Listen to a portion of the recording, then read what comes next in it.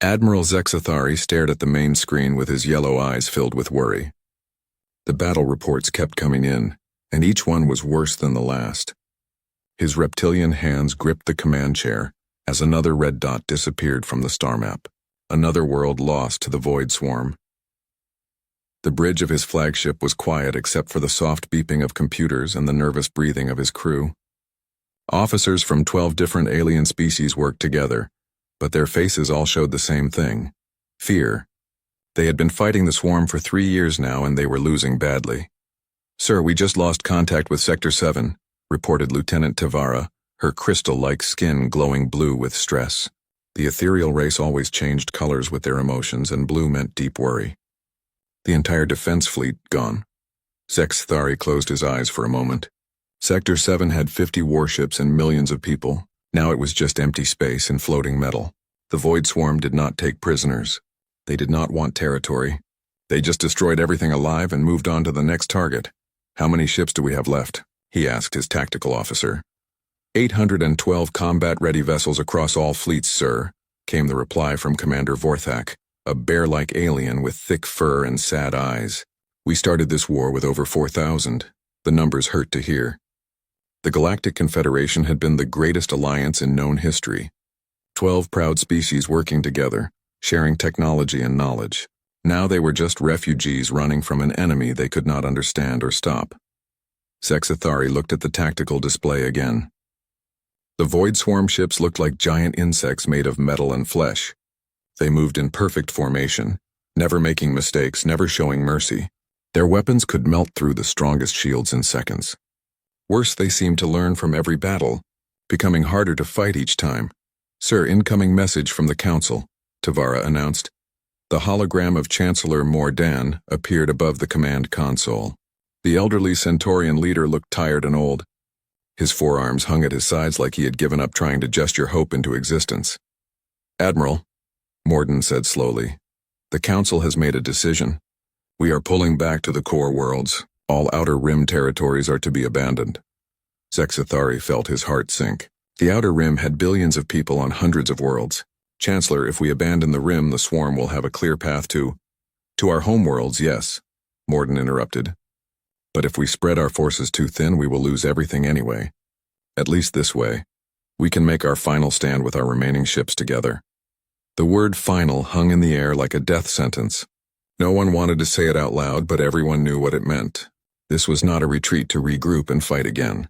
This was the beginning of the end. "What about the humans?" asked Commander Vorthak suddenly. "Any word from Earth?" The bridge fell silent. Earth had gone quiet 18 months ago. The last message from humanity had been strange and short. "We remember the old ways." "Hold the line." Then nothing. No distress calls, no requests for help, no surrender broadcasts. Just silence. "We must assume they are gone," Chancellor Mordan said quietly. The swarm hit their sector hard. Earth was one of the first targets. Zexathari remembered the humans well. They were a young species, only recently joined to the Confederation. Most of the older races thought they were primitive and reckless.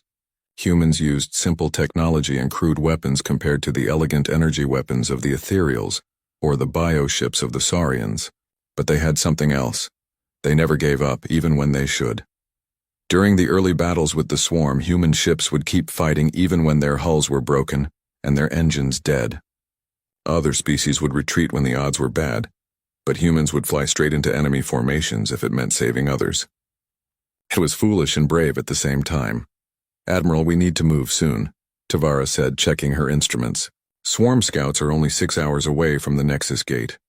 The Nexus Gate was the most important strategic point in this part of the galaxy. It was an ancient structure that allowed ships to travel between star systems quickly. If the swarm took control of it, they could reach the core worlds in days instead of months. "Begin evacuation procedures," Zexathari ordered. "All civilian ships go first. Military vessels will cover the retreat." As his crew began sending orders to the fleet, Zexathari thought about how they had come to this point. The void swarm had appeared from the dark space between galaxies 3 years ago. No one knew where they came from or what they wanted. They just attacked anything that lived. Their ships were like nothing anyone had seen before. They looked alive but moved like machines. Some were as big as space stations, others small and fast like fighter jets. They all worked together like parts of one giant creature with one mind. The first battles had been disasters. The swarm's weapons cut through shields and armor like they were made of paper. Their ships could repair themselves during battle. When one was destroyed, the pieces would float to other swarm ships and become part of them. The aliens had tried everything. The Valorians used their most powerful energy weapons. The hegemony sent their largest battle cruisers. The ethereals tried to communicate with the swarm using telepathy. Nothing worked. The swarm just kept coming, world after world, system after system. "Sir, we're receiving some strange signals," Tavara announced, her crystal skin now glowing orange with confusion. "They're very faint, coming from deep space." "Swarm communications?" asked Vorthak. "No, sir, these are different. The encryption is very old. Older than any database we have," Zexthari frowned. "During a war like this, old signals usually meant abandoned ships or automated distress beacons from dead worlds.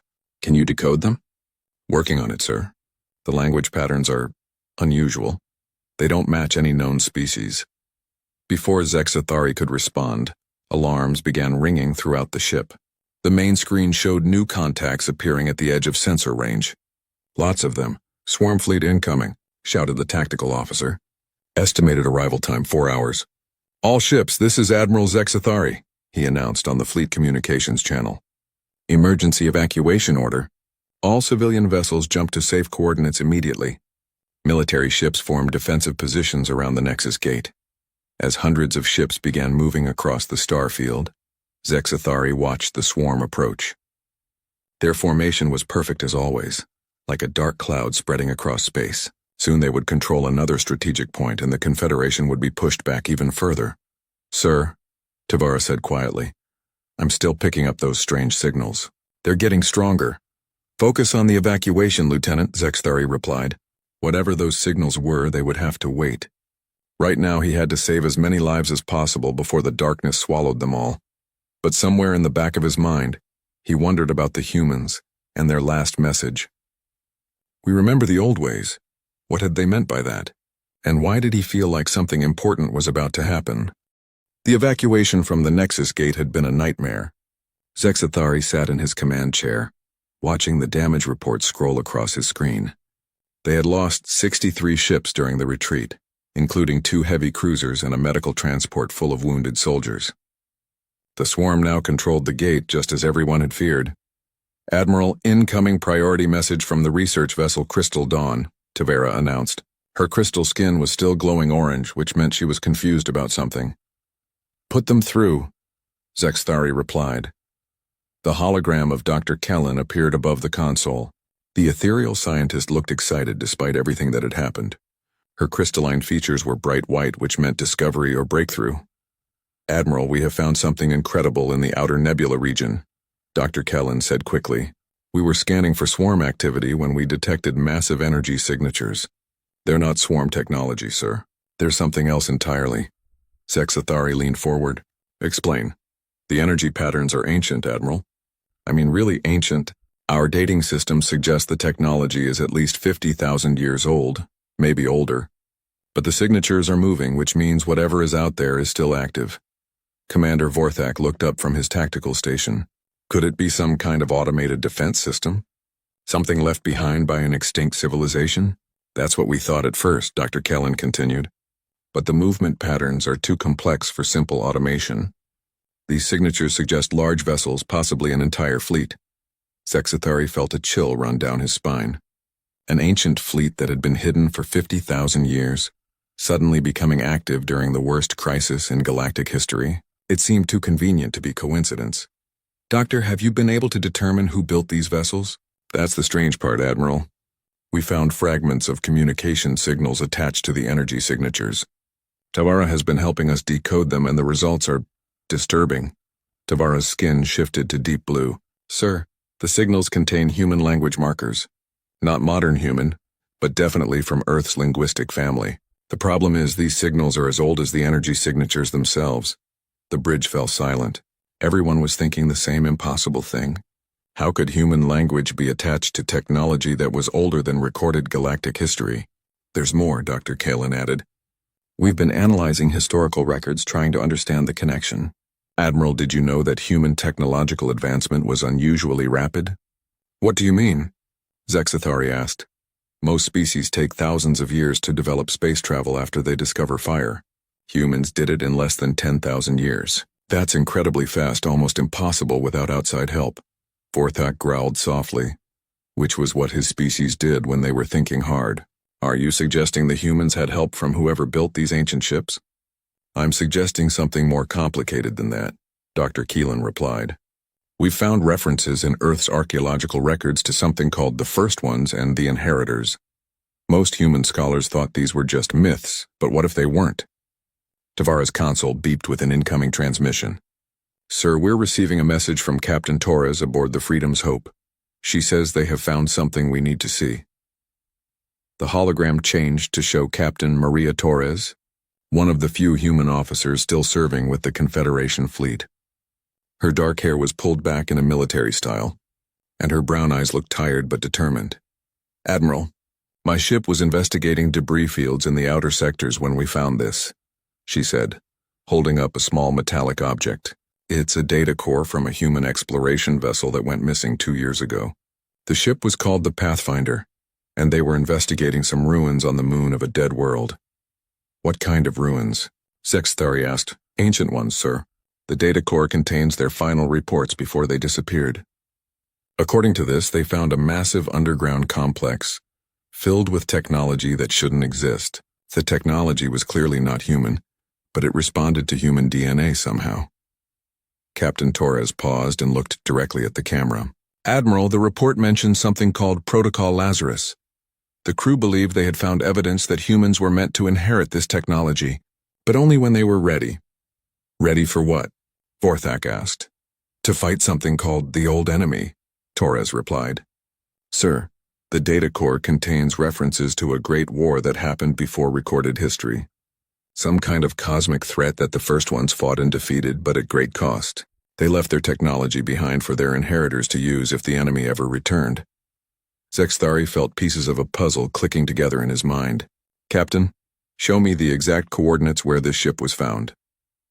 Torres shared the location data, and Tavara immediately plotted it on the star map. The coordinates were in the same region where Dr. Kellen had detected the ancient energy signatures. There's something else, Torres continued. The data core contains a partial transmission that the Pathfinder crew received just before they disappeared. It was coming from Earth. Earth has been silent for 18 months, Vorthak pointed out. Not silent, sir. Hidden, Torres corrected. The transmission talks about awakening the Guardians and preparing for the return. Admiral, I don't think humanity was destroyed by the swarm. I think they went home to wake something up. Before anyone could respond, alarms began sounding throughout the ship. The tactical officer called out, Admiral, long-range sensors are detecting massive objects emerging from the nebula region. The signatures match what Dr. Kellen found, but they're much closer now. Zexathari stood up and walked to the main screen. Show me. The display changed to show the outer edge of their sensor range. At first, there was nothing but empty space and distant stars. Then slowly, shapes began to appear.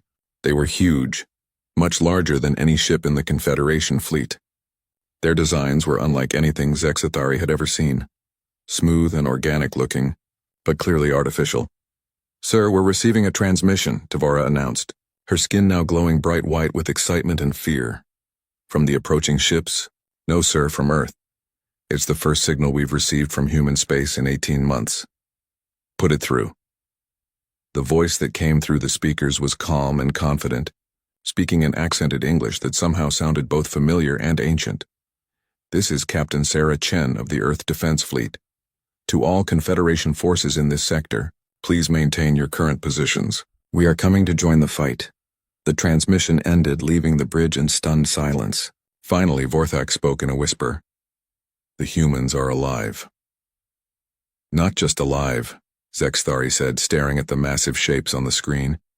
They're coming with ships that are older than our entire civilization. Tavara looked at her instruments with growing amazement. Sir, those vessels. They're not just ancient. They're impossible. The energy readings suggest technology far beyond anything we understand. As they watched, more shapes emerged from the nebula, an entire fleet of massive ancient vessels all heading toward the war zone. Each ship looked like it had been grown rather than built, with smooth curves and surfaces that seemed to shift and change as they moved. "Admiral," Dr. Keelan's voice came through the communication system. "I'm reading something incredible. These ships, they're not just carrying human crews. The technology itself has been integrated with human biology somehow. It's like the ships and crews have become one thing." Zexathari felt his hands trembling as he gripped his command chair. The humans had not just survived the swarm's attack. They had gone away and become something else, something more than they had been before. "All ships, this is Admiral Zexathari," he announced on the fleet communication channel. "Prepare to receive human vessels of unknown capabilities. And may the ancestors help us all, because I think we're about to see what humanity becomes when they stop holding back." The human fleet approached like a dream made real. Zexathari stood on his bridge, watching vessels that seemed to flow through space rather than fly through it.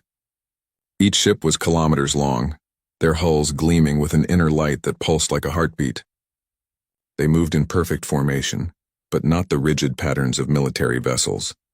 This was something organic, alive. "Admiral, the lead human ship is requesting permission to come alongside," Tavara reported. Her crystal skin kept shifting between colors. White for wonder, blue for worry, orange for confusion. She could not settle on just one emotion. "Granted," Zexathari replied. "And Tavara, open a channel to the entire fleet. Everyone needs to hear this." The main screen activated and Captain Sarah Chen appeared, but she was not the same as the humans everyone remembered. Her skin had a faint silver glow and her eyes held depths that seemed older than her face. When she spoke, her voice carried harmonics that made it sound like music.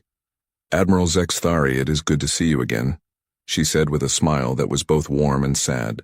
"I know you have questions about what has happened to us. We will answer them all, but first you need to understand what we are fighting." "Captain Chen," Zexathari began, "where have you been? Earth went silent 18 months ago. We thought you were all dead." "Not dead, Admiral, changed." Captain Chen's expression grew serious. "When the swarm first attacked our outer colonies, we did what humans have always done when faced with impossible odds. We went looking for help in places others would not dare to search." The screen split to show images of Earth's moon, but instead of the gray, empty surface everyone knew, these pictures showed massive structures buried beneath the lunar surface. Gleaming tunnels and vast chambers filled with technology that seemed to blend machine and living tissue. "We found the ruins of the first ones," Captain Chen continued. "Not just ruins, Admiral. We found their sleeping guardians waiting for the day when their inheritors would need them." Commander Vorthak leaned forward in his chair. "Captain, are you saying that humans are descended from this ancient race?" "Not descended from them," Captain Chen corrected. "Chosen by them. 50,000 years ago, the first ones fought a war against creatures from the void between galaxies. They won, but the cost was everything they were. Before they transcended beyond physical existence, they left their technology and knowledge for a species they believed would one day be worthy of it." Captain Torres, who had been listening from her own ship, spoke up on the communication channel. "Sarah, the data we found suggested that the enemy would return." "Is that what the swarm is?" "The Void Swarm is not the original enemy," Captain Chen replied. "They are something worse. They are a weapon created by our true enemy, designed to awaken when the inheritors finally claimed their birthright. The moment we began integrating with First One technology, the swarm activated." Zexathari felt cold fear creep up his spine. "You mean this entire war happened because humanity discovered their inheritance?" "Yes and no," Captain Chen said. "The war was always going to happen. The swarm was sent here long ago, programmed to activate when sensors detected First One technology being used again. But we are not sorry for what we became, Admiral, because now we can protect you all." The screen changed to show the interior of Captain Chen's ship. It was unlike anything anyone had ever seen. The walls seemed to be alive, pulsing with soft light. Crew members moved through corridors that reshaped themselves as needed. Humans and technology had become one thing, impossible to separate. "This is what we chose," Captain Chen explained. "To merge our consciousness with the Guardians, the first ones left behind. We are still human, but we are also something more. We have their knowledge, their technology, their purpose." Dr. Kellen's voice came through the communication system from her research vessel. "Captain, the energy signatures we detected, those are not just ships, are they?" "You are very perceptive, Doctor. No, they are not just ships. They are living vessels grown from First One biotechnology and bonded with human crews.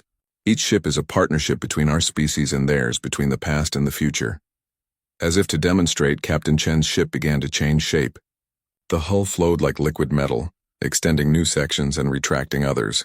Weapon ports opened that had not been there before, revealing energy cannons that glowed with contained starfire. "My God," whispered one of the alien officers on Zexathari's bridge. "The first ones were builders and protectors," Captain Chen continued. "They created beauty and defended life wherever they found it. When they faced the ultimate darkness, they chose to become guardians of the galaxy, rather than rulers of it. Now we carry on their mission." "Captain," Zexathari asked, "and can you defeat the swarm?" For the first time, Captain Chen's expression showed something like sadness. "Admiral, the swarm you have been fighting is just the advance force. The real enemy is still coming. But yes, we can defeat them. Not just the swarm, but the intelligence that sent them. We have the weapons and knowledge to end this threat forever." The communication channel suddenly filled with excited voices from across the Confederation fleet. Alien officers were crying, laughing, shouting with relief and joy. After 3 years of losing battles and watching worlds die, someone was finally offering them hope. "All human vessels, this is Captain Chen," she announced to her own fleet. "Begin Phase 1 deployment. Show our allies what we have learned." What happened next would be remembered for generations. The human ships spread out across space, each one beginning a transformation that defied understanding. Their hulls opened like flowers, revealing internal structures that pulsed with life. Energy fields extended between the vessels, creating a network of connected power that made space itself seem to glow. "Admiral," Tavara said in a voice filled with wonder, "I'm reading energy levels that should be impossible. Each human ship is generating more power than our entire fleet combined." "That's not even the best part," Captain Chen said with a smile that reminded everyone why humans had always been both loved and feared for their optimism. "Admiral Zexathari, with your permission, we would like to show you what happens when humans stop holding back." Before Zexathari could respond, long-range sensors detected the approach of a swarm fleet. Hundreds of the biomechanical vessels that had terrorized the galaxy for 3 years, moving in perfect formation toward the human position. "Swarm fleet detected," reported the tactical officer. "Estimated time to contact 30 minutes. Admiral, should we retreat?" Zexathari looked at Captain Chen's calm expression on the screen, then at the impossible human ships spreading across space like a constellation of new stars. "No," he said firmly. "We hold position. Let's see what our human friends can do." Captain Chen's smile grew wider. "Thank you for trusting us, Admiral. All human vessels prepare for combat operations. It's time to remind the galaxy why the first ones chose us as their inheritors." As the human fleet prepared for battle, something extraordinary happened. Throughout the Confederation fleet, alien crew members began to weep. Not from fear or sadness, but from joy and relief so pure it could not be contained. After 18 months of believing humanity was extinct, after 3 years of losing every battle, they were about to witness the return of their most stubborn and hopeful allies. And these allies had brought weapons older than civilization itself. "Captain Chen," Zexathari said formally, "the Confederation fleet is at your disposal. Tell us how we can help." "Just watch, Admiral," Captain Chen replied. "And remember this moment. Because today the galaxy learns that some things are worth any sacrifice to protect." The swarm fleet emerged from hyperspace like a dark cloud spreading across the stars. Zexathari had seen them attack many times before, but it never got easier to watch. Hundreds of biomechanical vessels moved in perfect unity, their hulls gleaming with organic armor and bristling with weapons that could tear through any known defense. "Swarm formation analysis complete," reported the tactical officer. 347 vessels, including 12 super-heavy assault ships. "Admiral, this is one of their largest fleets." Zexathari gripped his command chair and prepared to give the order to retreat. The Confederation fleet had only 200 ships, and even with the mysterious human vessels, they were outnumbered.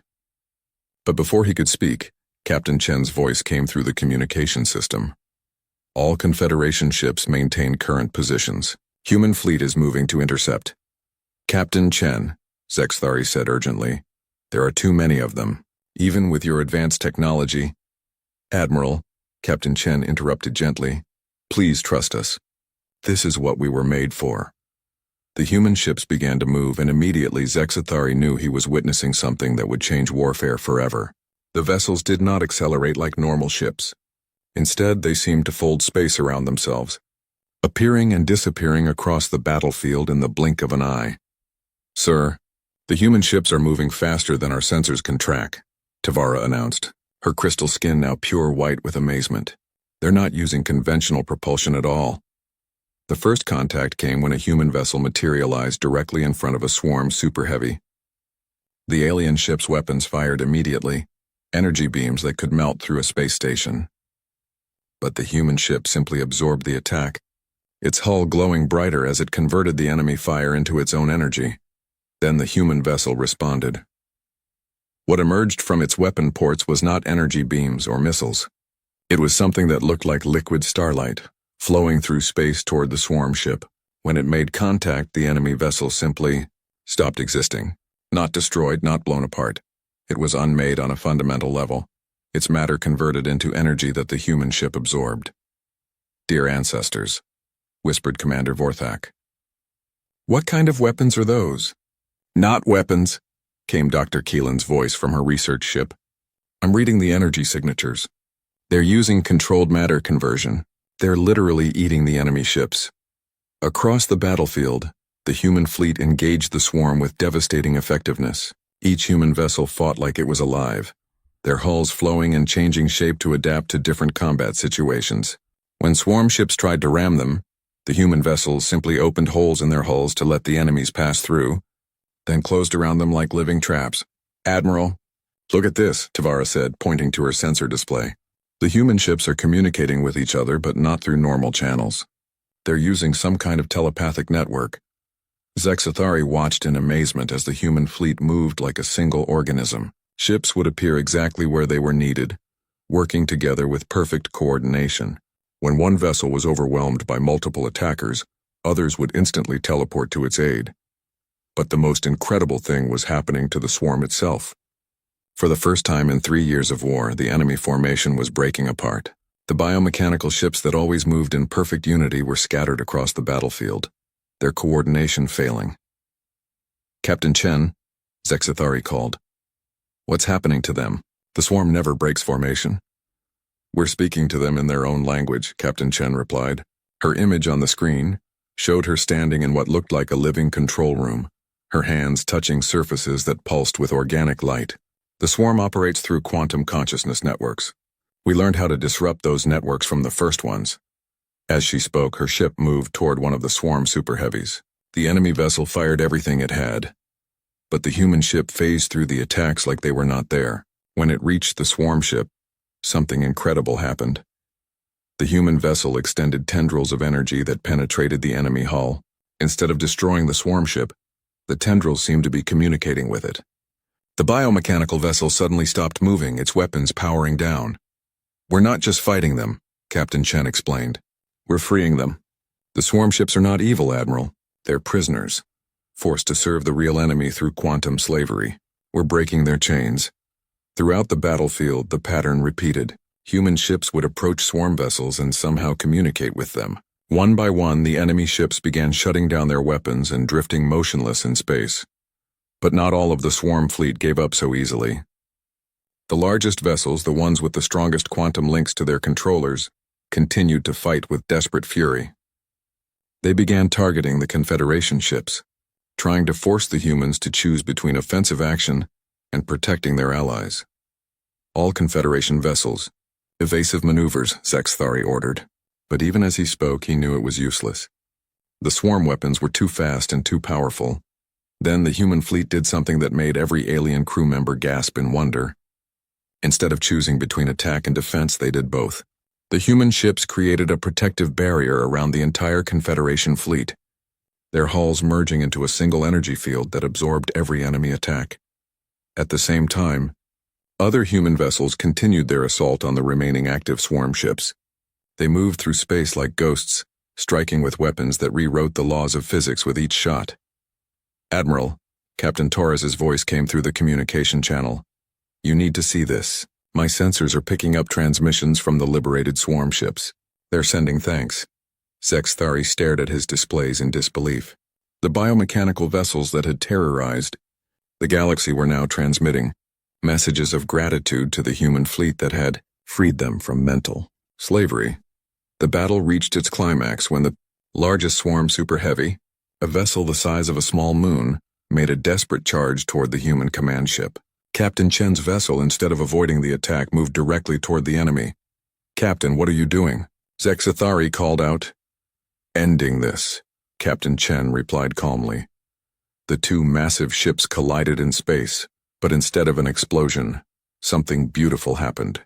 The human vessel wrapped around the swarm ship like a cocoon, and for several minutes both ships glowed with intense light. When the glow faded, only one ship remained, but it was neither human nor swarm. It was something new, a fusion of both technologies. "The Super Heavy has been converted," Captain Chen announced. "Its crew is free, and its weapons now serve the light instead of the darkness." Across the battlefield, the last few swarm ships powered down their weapons and joined their liberated companions. In less than an hour, what should have been the Confederation's final defeat had become their greatest victory. "All human vessels, begin recovery operations," Captain Chen ordered. "Help our new allies adapt to their freedom."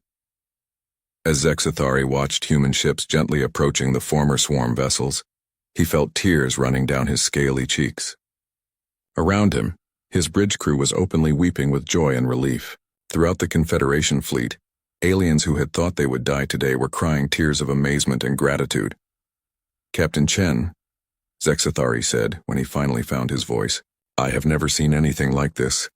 "How is it possible?" "Because we remembered something the galaxy had forgotten," Captain Chen replied. Violence is not always the answer to violence. Sometimes the greatest victory comes from turning enemies into friends. The human fleet began moving away from the battlefield, but they were not alone. The liberated swarm ships followed them, no longer prisoners of an evil intelligence, but free beings choosing their own path. "Where are you going now?" Zexathari asked. "To find the source," Captain Chen answered.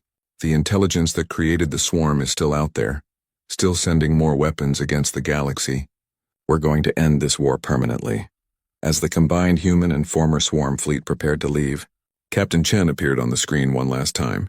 "Admiral, tell the Confederation Council that humanity keeps its promises. We said we would remember the old ways and hold the line. Now we're taking the fight to the enemy's home. Keep the galaxy safe until we return." Zexathari stood and saluted as the incredible fleet disappeared into hyperspace. Around him his crew was still crying, but now they were tears of hope instead of despair. 6 months had passed since the miraculous battle where humanity's ancient fleet had turned the tide of war. Zexathari stood in the rebuilt command center on Unity Station, watching ships from dozens of species work together to repair the damage caused by 3 years of fighting. But today was special. Today the humans were coming home. "Admiral, long-range sensors are detecting the human fleet approaching from the outer rim," Tavara reported. Her crystal skin glowed with warm yellow light, the color of contentment and peace. "They're broadcasting an all-clear signal." Zexathari smiled, something he had been doing much more often lately. "Put me through to the entire Confederation. Everyone should hear this." The communication channels opened to connect him with millions of beings across hundreds of worlds. Leaders, soldiers, families, children. Everyone who had lived through the terror of the swarm war was waiting to hear what had happened to their protectors. "Citizens of the Galactic Confederation," Zexathari began, "I am proud to announce that Captain Sarah Chen and the human fleet are returning. The war is over. The threat has been eliminated permanently." Across the galaxy, celebrations began. On Saurian worlds, great drums thundered in victory songs. The ethereal planets sparkled with light displays that could be seen from space.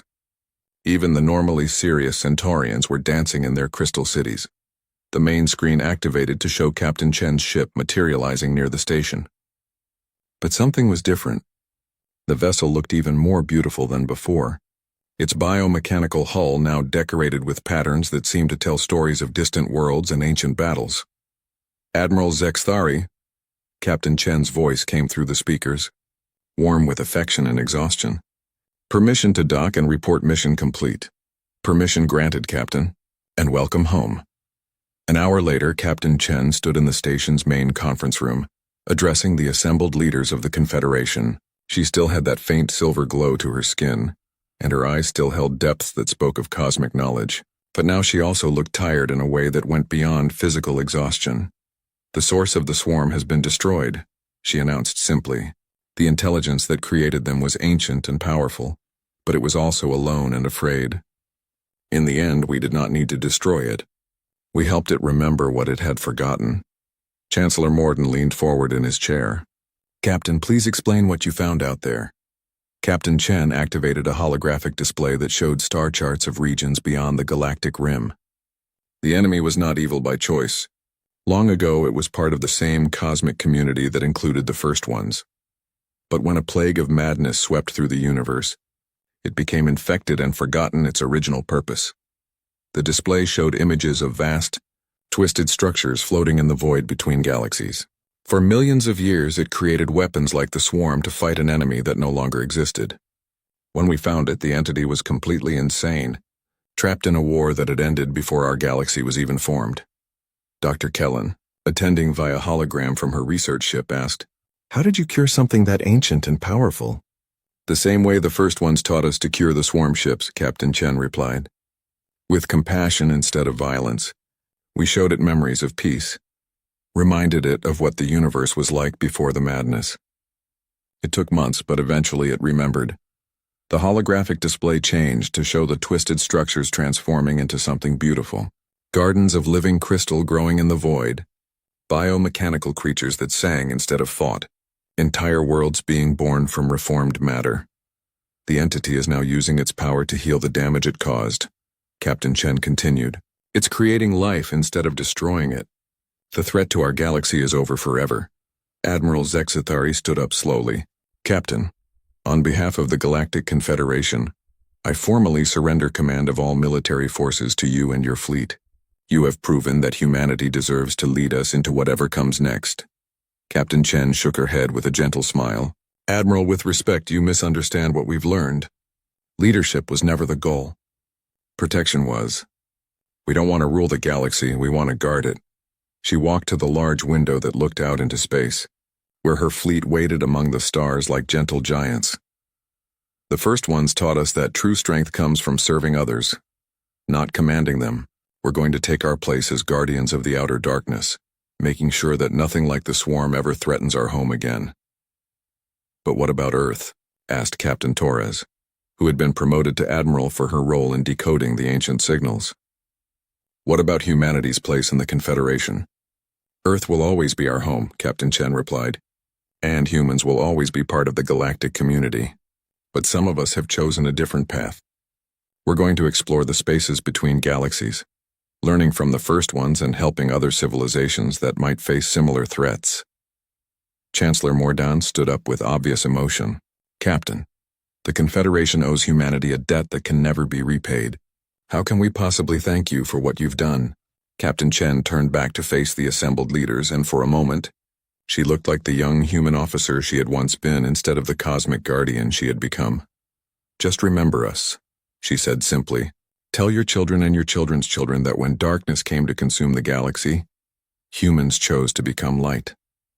And if you ever need us, just call our name among the stars. We'll hear you." The formal ceremony ended, but the real goodbye happened later on the station's observation deck. Zexithari stood with Captain Chen, watching her incredible fleet prepare to depart for the unknown regions beyond the galaxy. "Will we ever see you again?" he asked. "Of course," Captain Chen replied with a laugh that reminded him of the humans he had first met years ago. "Brave and optimistic and slightly crazy. We're not leaving forever. We're just taking the long patrol route." She handed him a small device that looked like a piece of living crystal. "If the galaxy ever faces a threat it cannot handle, activate this. We'll come running. And if you face something out there that you cannot handle alone," Captain Chen's smile grew wider, "then we'll remember what you taught us, Admiral. We'll call for help. After all, that's what friends are for." As the human fleet began moving toward the galactic rim, something wonderful happened throughout Confederation space. On every world, beings of every species stopped what they were doing and looked up at the stars, and many of them began to cry. They were not tears of sadness, but tears of gratitude so pure and deep that they seemed to come from the soul itself. Humans had saved them all, and in doing so, had shown the galaxy what it truly meant to be heroes. Zexithari remained on the observation deck long after the human fleet had disappeared into the cosmic distance. Around him, the normal business of the galaxy continued. Ships came and went, carrying trade and messages and dreams between the stars. The war was over and life was returning to normal, but it was a better normal now. The galaxy had learned that even in the darkest times, there were still those willing to sacrifice everything to protect others. The humans had shown them that courage was not about being unafraid. It was about doing what was right even when you were terrified. From somewhere in the depths of space came a faint transmission, barely detectable by the station's most sensitive equipment. It was a human voice, singing an old Earth song about friendship and hope and never giving up. Tavara, monitoring the communication systems, smiled as she decoded the signal. "Admiral, the humans are broadcasting a message to the entire galaxy." "What does it say?" Sexithari asked. "We are still here. We are still watching. And you are still safe." Sexithari nodded and wiped away a tear that he was not ashamed to shed. Somewhere out there, beyond the edge of known space, humanity stood guard against the darkness. They had chosen duty over dominion, service over sovereignty. And the galaxy slept peacefully, knowing that the Guardians were on watch. Years would pass, and the story would be told and retold on 1,000 worlds in 100 languages. Children would learn about the day the ancient human fleet emerged from the void to save them all. Artists would create monuments to commemorate the miracle. Poets would write verses about the moment when aliens cried tears of joy. But the most important part of the story was not the victory or the advanced technology or the cosmic powers. The most important part was the simple truth that when their friends needed them most, humans had answered the call. And they always would. Captain Sarah Chen stared at the empty space where Saturn's rings used to shine.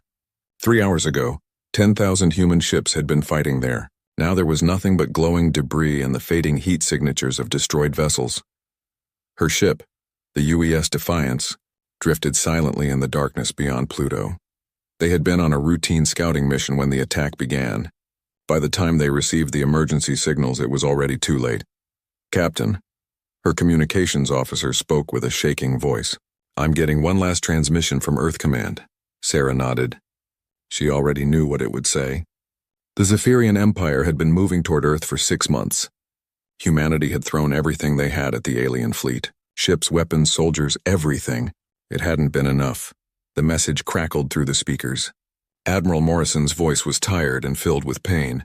"All defensive fleets destroyed. Enemy approaching Earth, estimate 12 hours until the end. To any human ship still out there, remember us. Avenge us if you can." The transmission ended with static. Sarah looked around her bridge. 200 crew members were all that remained of humanity's once mighty space navy. Her ship was old, built 30 years ago when humans still thought they could win this war through normal means.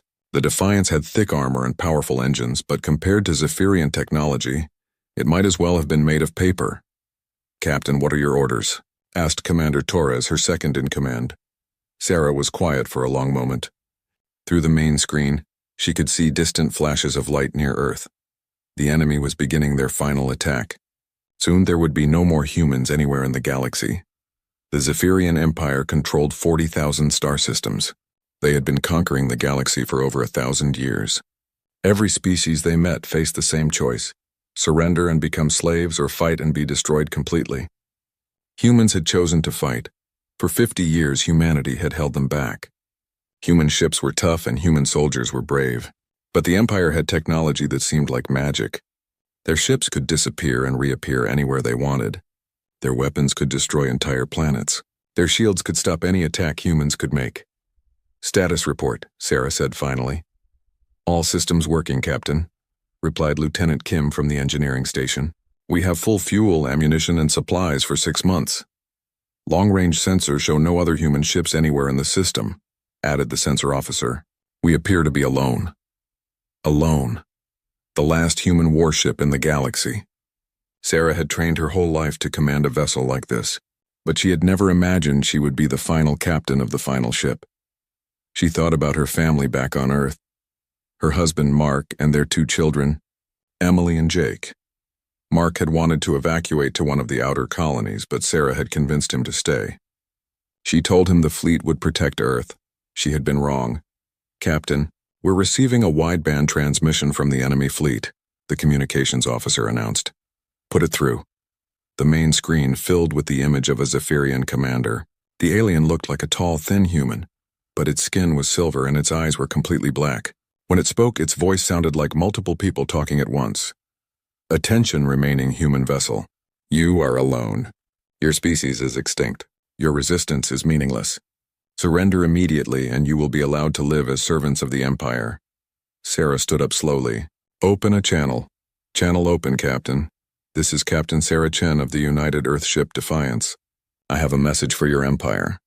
She paused, making sure every word would be clear. Go to hell. She gestured to cut the transmission. The alien's face disappeared from the screen. Ma'am? Torres whispered. They have 500 ships. We have one. I know exactly how many ships they have, Commander. Sarah walked to the tactical display showing the enemy fleet. The Zephyrian vessels were massive, each one 3 times larger than the Defiance. They moved in perfect formation, like a school of deadly fish swimming through space. She studied their movement patterns. The Empire always attacked the same way. They would surround their target, destroy all defenses systematically, then capture or eliminate any survivors. It was efficient and it always worked. But Sarah noticed something strange.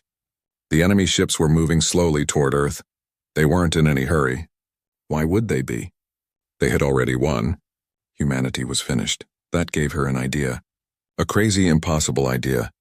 Navigation, plot a course for the asteroid belt. Maximum speed, Captain? The navigator looked confused. That's toward the enemy fleet. I know where it is, Ensign. But Captain, Torres stepped closer. We can't fight 500 ships. Even if we surprise them, even if we get lucky, we'll barely scratch one of them before they destroy us. Sarah turned to look at her crew. These men and women had served with her for 3 years. They trusted her. They deserved to know what she was thinking. You're right, Commander. We can't fight 500 ships and win. But we're not going to fight them. Not yet. She pointed at the tactical display. The Empire thinks they've won. They think the war is over. That makes them predictable. She highlighted several points on the display. Look at their formation. It's perfect for attacking a planet, but not for chasing a single ship. And look where they're going. Straight to Earth on the most direct route. I don't understand, Captain. They want to finish this quickly and cleanly. One final battle to destroy the last human world. Then they can move on to conquer the next galaxy. But what if we don't let them finish cleanly? What if we make them chase us? Lieutenant Kim spoke up from engineering. Captain, even if we could outrun them, where would we go? Every human colony has been destroyed. There's nowhere left. Sarah smiled for the first time in days. It wasn't a happy smile. We're not running away from them, Lieutenant. We're going to lead them exactly where we want them to go. She touched another control on the display. Computer, show me the classified files on Project Prometheus. The screen filled with technical drawings and scientific data. Most of the crew had never seen these files before. Project Prometheus had been humanity's most secret weapon research program. 3 months ago, our scientists finished building something in the Jupiter system, something the Empire doesn't know about, something that could change everything. Sarah looked around at her crew. It was too dangerous to use while there were still human worlds to protect. But now, she let the sentence hang in the air. Her crew was starting to understand.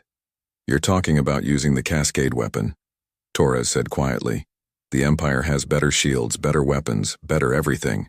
But they have one weakness. They always fight the same way. They're predictable.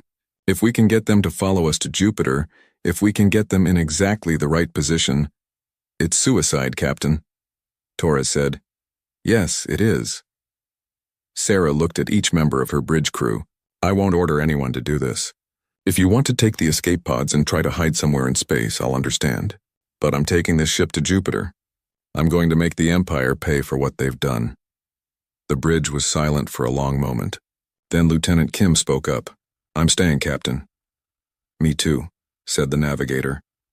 One by one, every crew member on the bridge volunteered to stay. Sarah felt tears in her eyes, but she didn't try to hide them. All right then, she said. Let's go save the galaxy. The Defiance moved through the asteroid belt like a ghost. Captain Chen had ordered all non-essential systems shut down to reduce their energy signature. The ship was cold and dark, but they were hidden from the Empire's sensors. Sarah sat in her ready room, studying battle recordings from the past 50 years of war. She had watched these files hundreds of times before, but now she was looking for something different. She wasn't trying to understand how humanity had lost so many battles. She was trying to understand how they had won any battles at all. The first recording showed the Battle of Alpha Centauri, 15 years ago. A human fleet of 50 ships faced 200 Zephyrian vessels.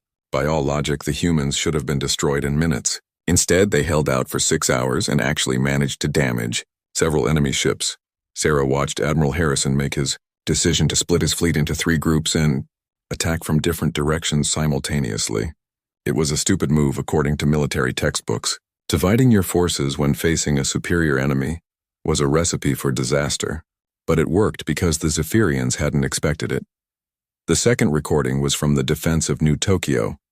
Captain Rodriguez had been outnumbered 10-1, but he'd won by flying his ship directly into a gas giant's atmosphere and using the storm clouds to hide his attacks. The Zephyrian ships had better sensors, but the violent weather interfered with their exotic technology. Sarah paused the recording and called her science officer to the ready room. "Lieutenant Parker, I need you to analyze these battle recordings. Look for patterns in our victories." Parker was a young woman with short red hair and sharp green eyes. She had joined the fleet straight from university with degrees in xenobiology and tactical analysis. "I've already studied most of these, Captain.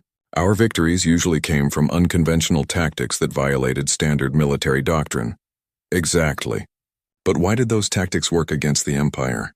Parker pulled up a holographic display showing Zephyrian ship formations. "From what we've observed, the Empire uses a collective intelligence system.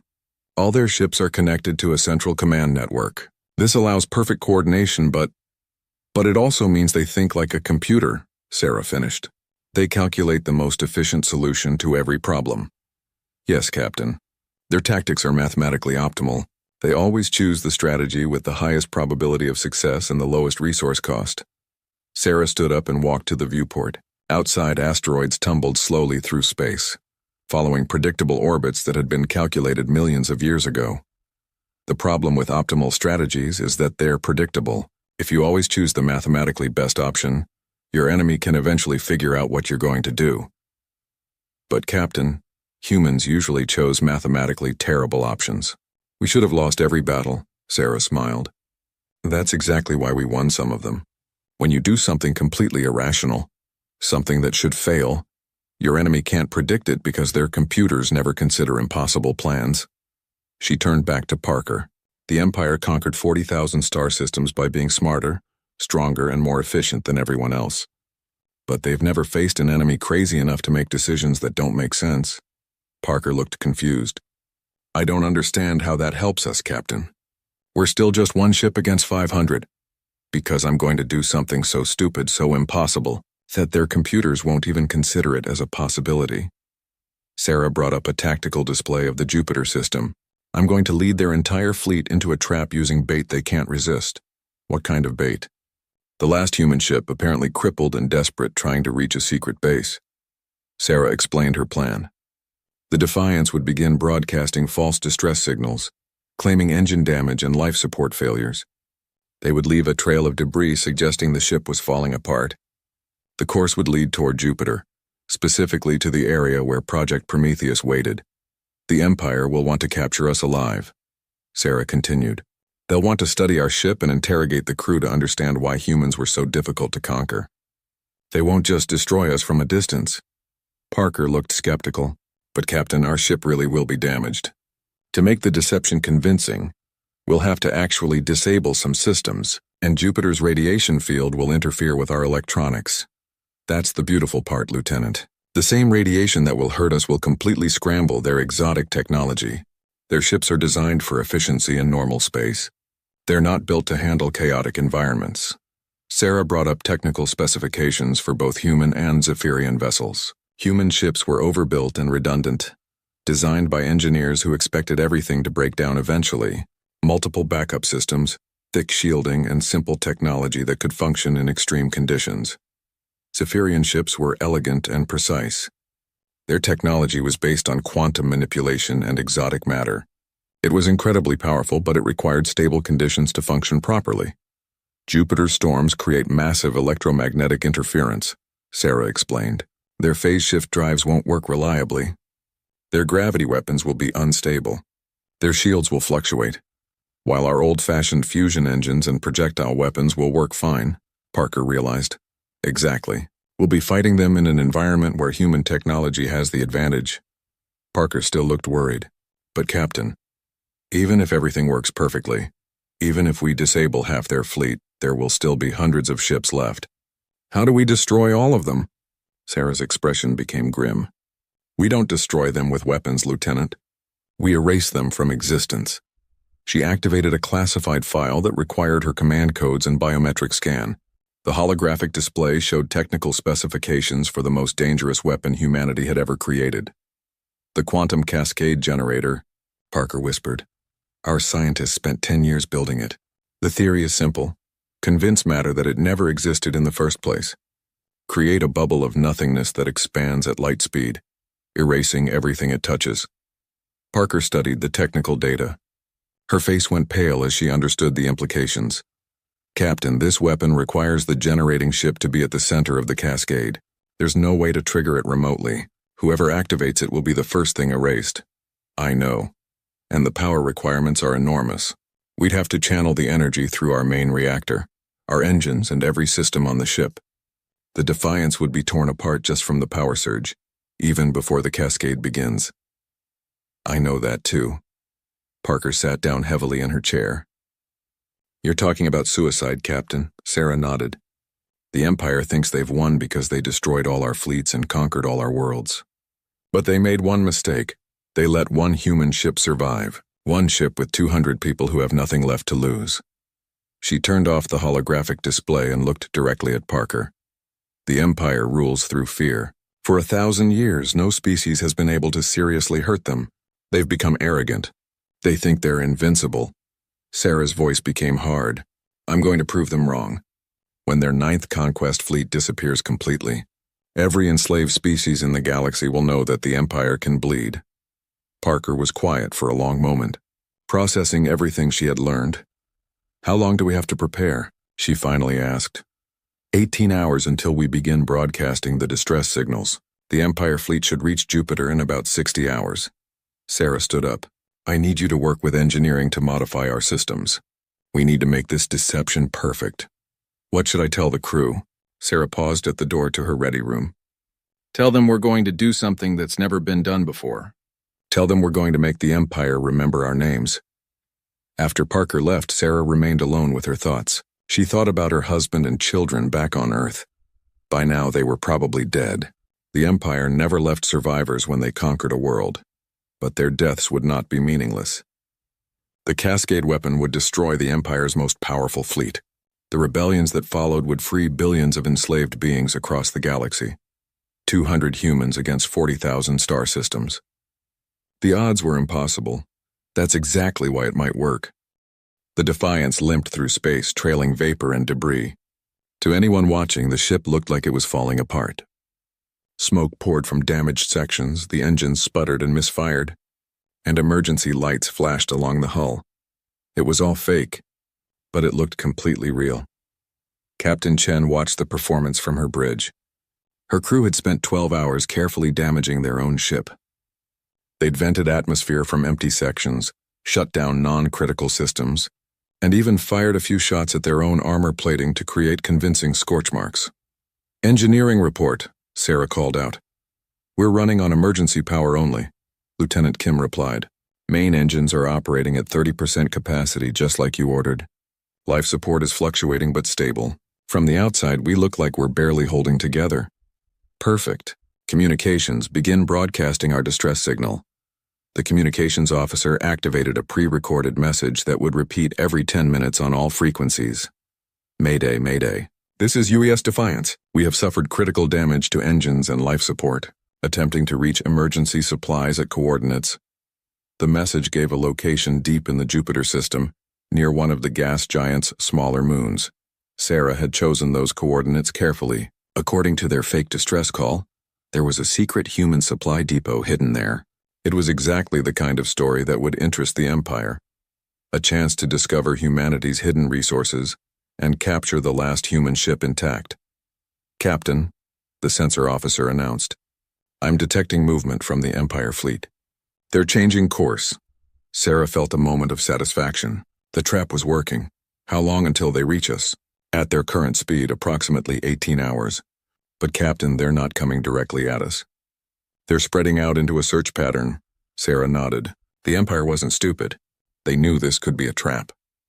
But their arrogance would work against them. They couldn't resist the chance to capture the final human survivors. Maintain course for Jupiter. Keep the distress signal broadcasting. And remember, everyone, we're desperate refugees, not soldiers. Act the part. The next several hours passed slowly. The Defiance continued its fake journey toward Jupiter, leaving a trail of debris and electromagnetic signatures that told a convincing story. According to their false evidence, the ship was losing power, running out of air, and barely staying together. The Empire fleet followed at a distance, like predators stalking wounded prey. Sarah spent the time reviewing intelligence reports about Zephyrian tactics. The Empire always used overwhelming force, but they also preferred to capture technology and prisoners when possible. They would want to board the Defiance and take the crew alive for interrogation. That was exactly what Sarah was counting on. Captain, Commander Torres approached her chair. The crew is asking questions. They know we're heading toward Jupiter, but they don't understand why. Some of them think we're really running away. Sarah looked around the bridge.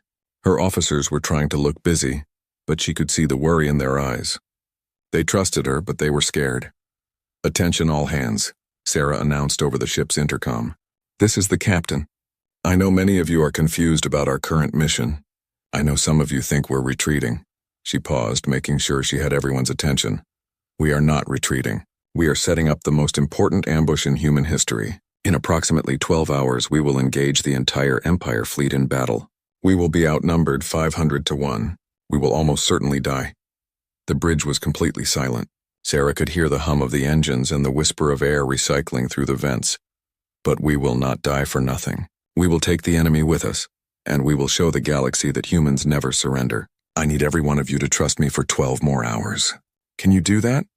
Responses came from all over the ship. Yes, Captain. We're with you.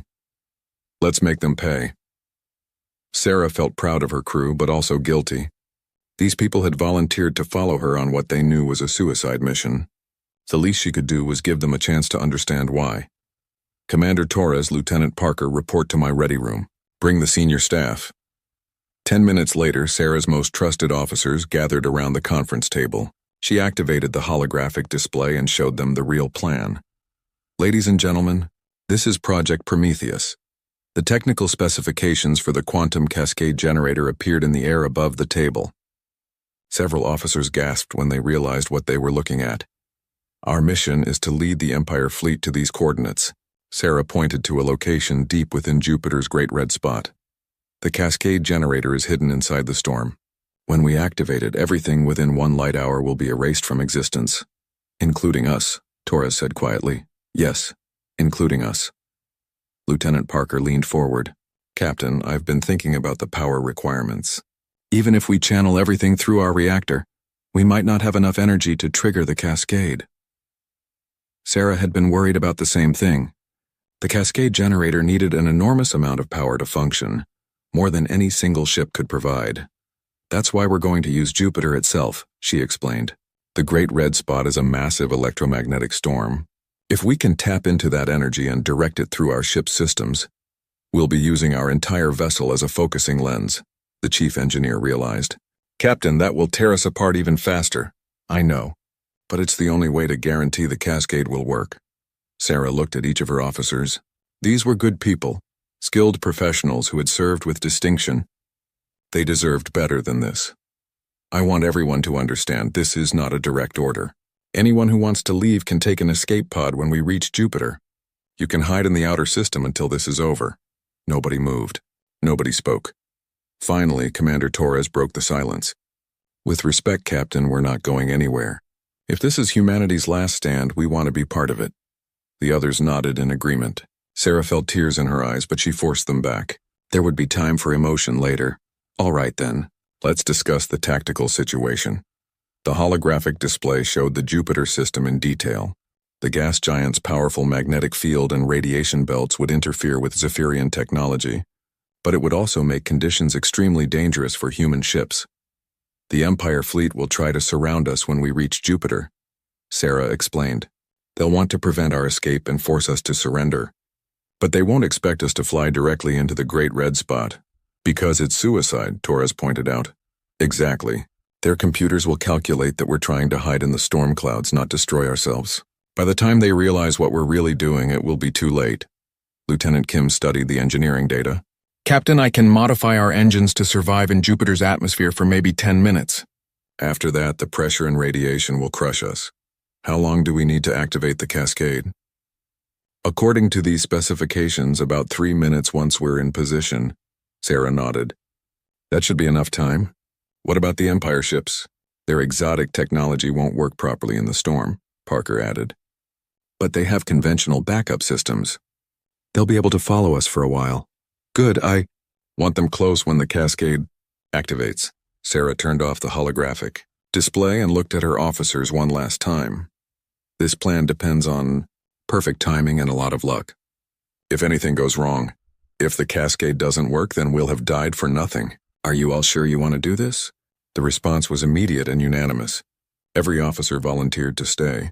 Then let's get back to work. We have 8 hours to prepare.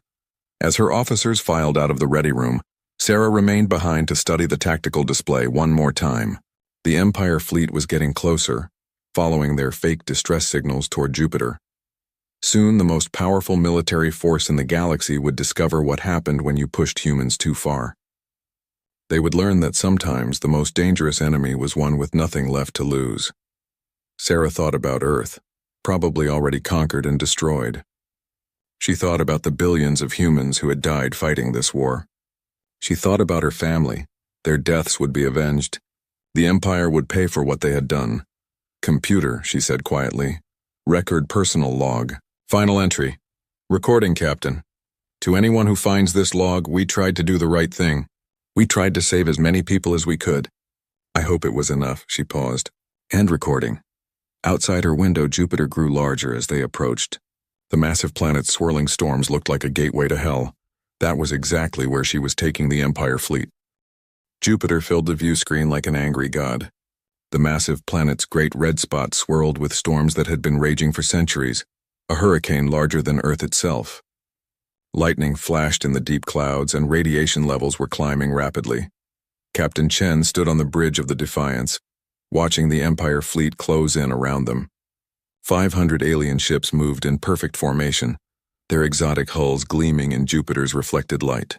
They had been following the human vessel for 6 hours, staying just out of weapons range. Captain, we're receiving a transmission from the Empire fleet, the communications officer announced.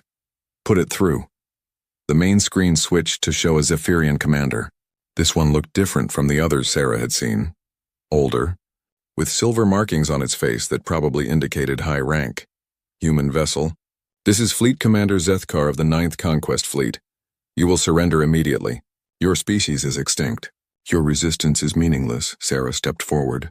This is Captain Sarah Chen, we're not surrendering. We're going home. The alien tilted its head, a gesture that might have indicated confusion. There is no human home to return to. We have eliminated all your worlds. You missed one. Sarah gestured toward Jupiter. Our emergency supply depot is waiting for us in the outer atmosphere. We have enough resources there to last for years. It was a complete lie, but Sarah sold it convincingly. She needed the Empire fleet to believe there really was something valuable hidden in Jupiter's storms. You are attempting deception, the alien commander replied. Our sensors detect no artificial structures in the Jupiter system. Of course you don't, we built it to be undetectable. Human stealth technology might be primitive compared to yours, but it works. Sarah could see the alien considering this. The Empire had been surprised by human tactics before. It was possible that humanity had hidden resources they didn't know about. You will allow our ships to escort you to this supposed base. If you are lying, you will be destroyed. Fine by us. Just try to keep up. Sarah cut the transmission and turned to her crew. All hands prepare for atmospheric entry. This is going to get rough. The Defiance began descending toward Jupiter's outer atmosphere. The first wisps of gas began to streak past the viewports, and the ship started to shake as it encountered atmospheric resistance. Behind them, the Empire fleet followed in formation. Their ships were larger and more advanced, but they were also more complex. The electromagnetic interference from Jupiter's storms would affect their exotic systems more than human technology. Engineering report, Sarah called out. Hull temperature rising but within acceptable limits, Lieutenant Kim replied. Engines are running hot but stable. Radiation shielding is holding. Good. Take us deeper. The Defiance plunged into Jupiter's atmosphere like a falling star. The ship's hull began to glow from friction heating, and the constant shaking made it difficult to stand. Outside the windows, the sky changed from black to orange to deep red. Captain, the sensor officer shouted over the noise. The Empire ships are having trouble. Several of them are dropping back. Sarah smiled grimly. Jupiter's storms were interfering with the aliens' phase shift drives and gravity manipulators. Their ships could still fly, but not as efficiently as usual. How many are still following us? About 200, Captain. The rest are staying in high orbit. That was better than Sarah had hoped. 200 enemy ships were still overwhelming odds, but at least they wouldn't face the entire fleet. Navigation. Set course for the Great Red Spot. Maximum speed. Captain, are you sure? The storm conditions there are... I know exactly what the storm conditions are, Ensign. That's why we're going there. The Defiance turned toward the massive hurricane that dominated Jupiter's southern hemisphere. The Great Red Spot was a storm system 3 times larger than Earth, with wind speeds exceeding 400 kilometers per hour. The electromagnetic interference there would be incredible. It was also where Project Prometheus waited. Lieutenant Parker, Sarah called out, activate the Cascade Generator's targeting system. We need to be precise about our entry point. Parker's hands flew over her console. Cascade Generator responding. I'm getting telemetry from the device. It's intact and ready for activation. The Quantum Cascade Generator had been hidden in the Great Red Spot for 3 months, suspended in the storm by magnetic fields and protected by the most advanced shielding humanity could build. It was a weapon of last resort, designed to be used only if Earth itself was threatened. Now Earth was gone, but the weapon remained. Captain, Commander Torres approached her chair. The crew is asking about escape pods. When do we launch them? Sarah had been dreading this moment. She had promised her officers that anyone who wanted to leave could take an escape pod before the final attack. But the truth was there was nowhere for them to go. The escape pods wouldn't survive in Jupiter's atmosphere, and the Empire ships would destroy any that tried to reach orbit. Tell the crew the truth, Commander. The escape pods won't work in these conditions. Anyone who leaves the ship will die just as quickly as those who stay. Torres nodded grimly. I'll pass the word, Captain. The ship shook violently as they entered the outer edges of the Great Red Spot. Lightning flashed all around them, and the hull temperature readings climbed dangerously high. The Defiance was tough, but it wasn't designed for extended flight in a gas giant's atmosphere. Empire ships are still following us, the sensor officer reported, but they're having serious problems. I'm reading multiple system failures across their fleet. How many are left? Approximately 150 ships, Captain. The rest have turned back.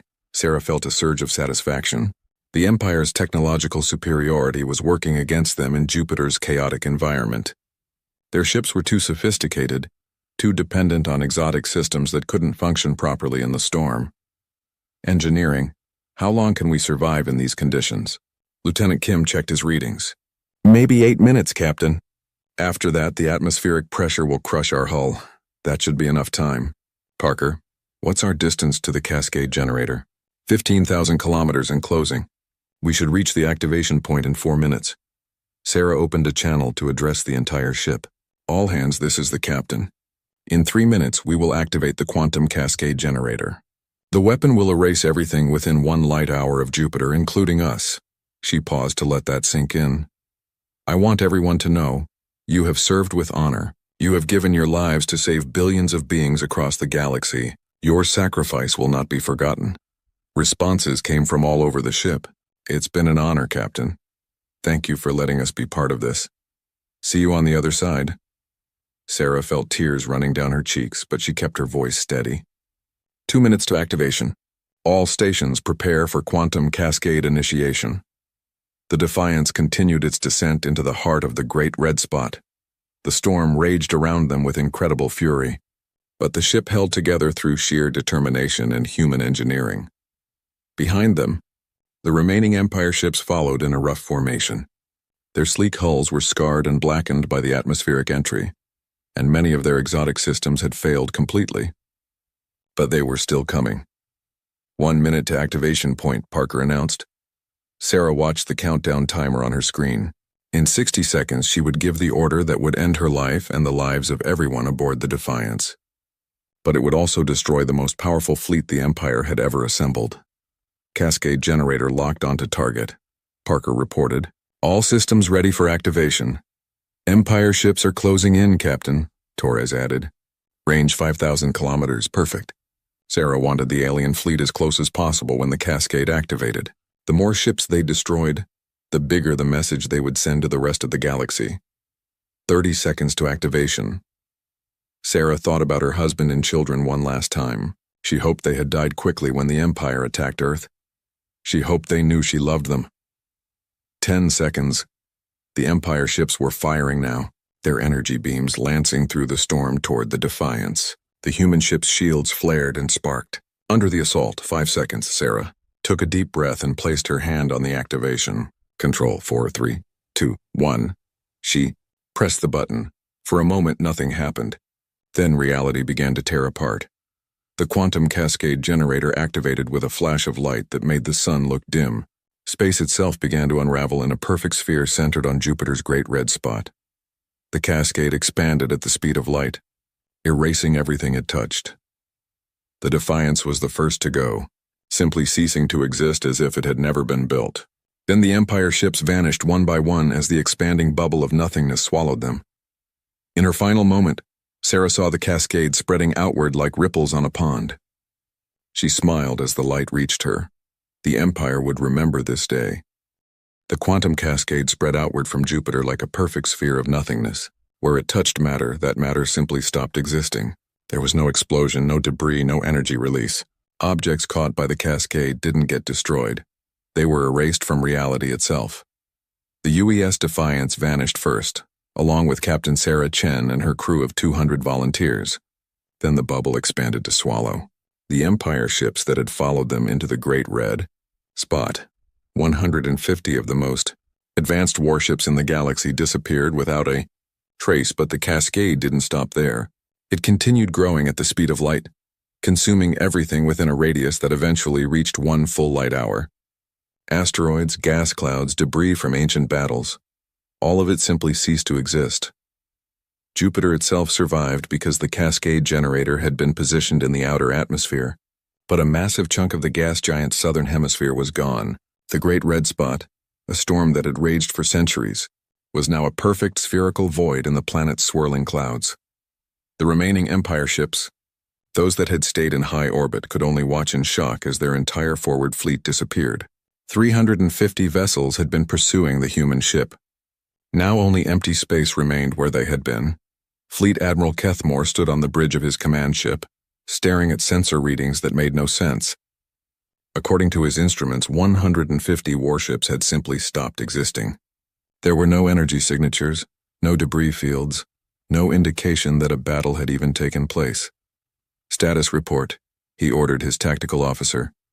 Sir, all ships in the pursuit fleet have been lost. No survivors detected. No distress signals received. The area around Jupiter shows massive spatial distortion, but we cannot determine the cause. Admiral Kethmore had served the Empire for 200 years. He had conquered 17 star systems and eliminated dozens of species. He had never seen anything like this. Could the humans have developed a new weapon? Unknown, sir. Our intelligence indicated that all human research facilities were destroyed. They should not have possessed technology capable of this level of destruction. The Admiral studied the tactical display. The Empire's 9th Conquest Fleet had been the most powerful military force ever assembled. 500 ships carrying planet-killer weapons and reality-warping technology. Now less than half remained. Send a message to Imperial Command. Inform them that we have encountered unexpected resistance. Request immediate reinforcements. But the Admiral knew that reinforcements would take months to arrive. More importantly, he realized that the Empire had made a terrible mistake. They had underestimated humanity's capacity for destruction. The quantum cascade's energy signature propagated through subspace at speeds faster than light. Within hours, every species in the galaxy detected the exotic radiation pattern. Most didn't understand what they were seeing. but they all recognized that something unprecedented had happened. On the slave world of Kepler 442b, a draconian resistance leader named Vextar analyzed the energy readings with growing excitement. For 30 years, his people had been crushed under Empire rule. Their military had been destroyed, their cities bombed into rubble, their leaders executed. But this new signal changed everything. Brothers and sisters, Vextar broadcast to hidden resistance cells across the planet. The impossible has happened. Someone has bloodied the Empire's nose. Their 9th fleet, the same fleet that destroyed our homeworld, has been eliminated. Similar messages were being transmitted on thousands of enslaved worlds. The Zephyrian Empire ruled through fear and the belief that resistance was futile. For 1,000 years, no species had been able to inflict serious damage on their forces. Now, in a single moment, one human ship had erased their most powerful fleet from existence. Within days, rebellions erupted across the galaxy. The Draconians seized their orbital shipyards. The crystalline beings of Rigel 7 shut down the Empire's mining operations. On the water world of Oceanus, the aquatic natives began attacking Imperial installations with weapons they had hidden for decades. The Empire tried to respond, but their forces were spread thin across 40,000 star systems. They had relied on intimidation and overwhelming superiority to maintain control. When that superiority was proven false, their entire system began to collapse. Fleet Admiral Kethmore received reports of uprisings on hundreds of worlds. His remaining ships were being recalled to protect core Imperial systems, leaving the outer territories in chaos. "Sir," his communications officer announced, "we're receiving a transmission from the Terran system." The Admiral was confused. According to all reports, the Terran system had been sterilized. Earth and all human colonies should be lifeless rocks. Put it through. The main screen filled with the image of a human woman in military uniform. She appeared to be standing in what looked like an underground bunker. "This is General Lisa Morrison, commander of the Earth Resistance.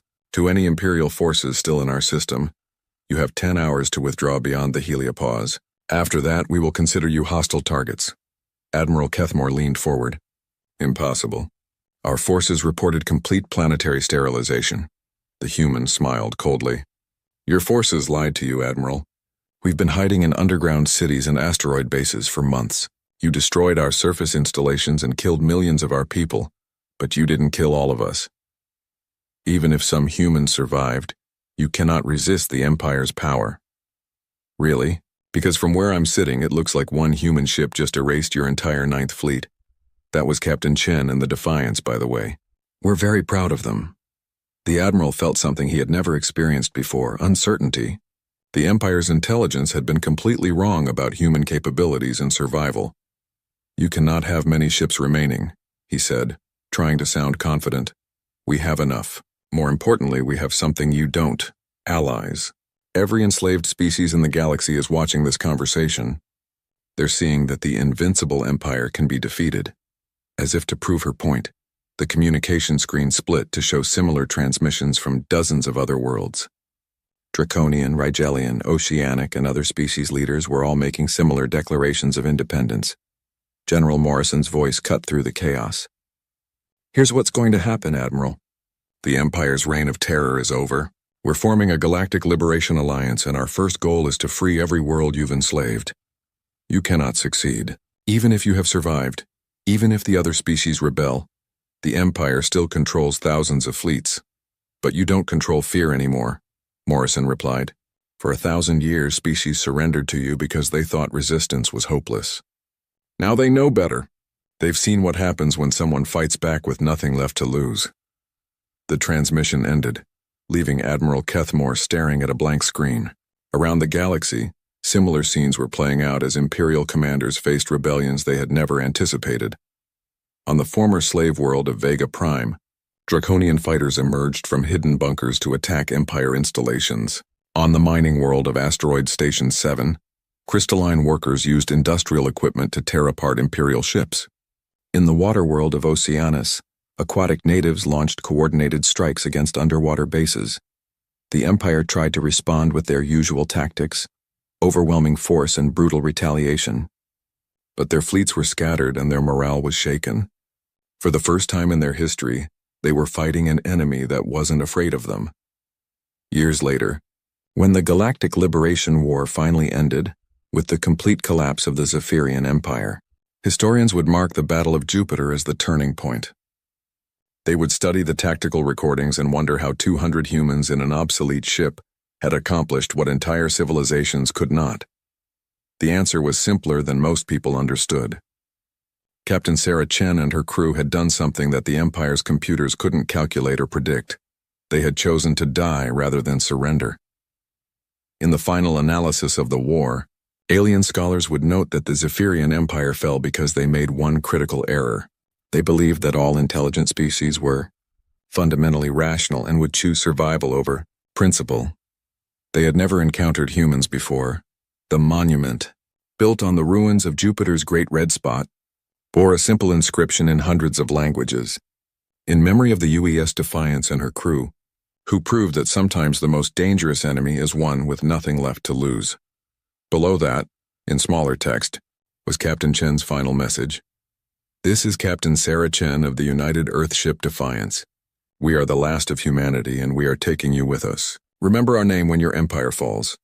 The empire had fallen just as she predicted, and across the galaxy, in the songs and stories of 1,000 liberated worlds, her name was remembered. The humans had gotten the last laugh after all.